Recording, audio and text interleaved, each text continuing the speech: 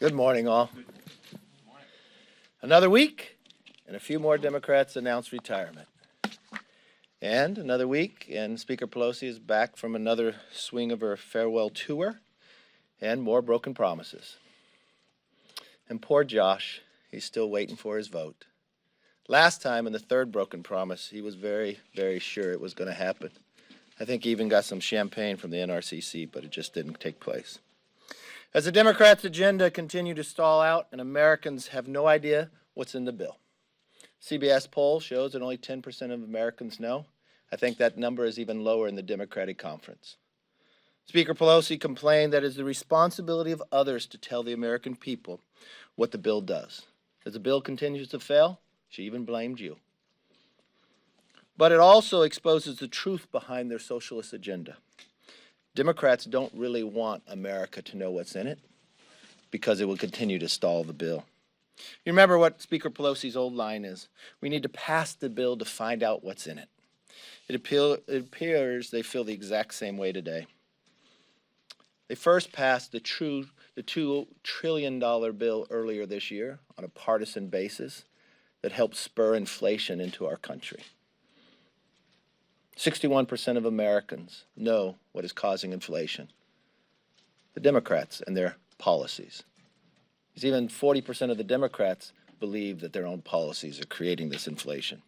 Whether this bill is $4.5 trillion, $3 trillion, or $1.5, the Democrats' proposal will worsen inflation, continue to harbor and harm our labor shortage,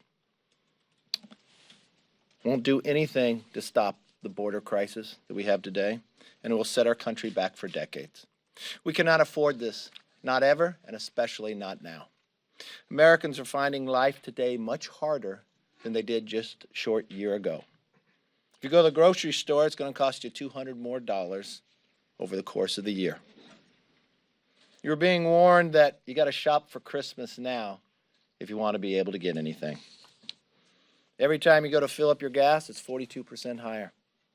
With the winter months around the corner, you're being told to brace for heating bills that will cost 54% more. Could you imagine being in America today, that tomorrow will not be better than today, but tomorrow will cost you more than today? And by all accounts, economic conditions are expected to continue to deteriorate.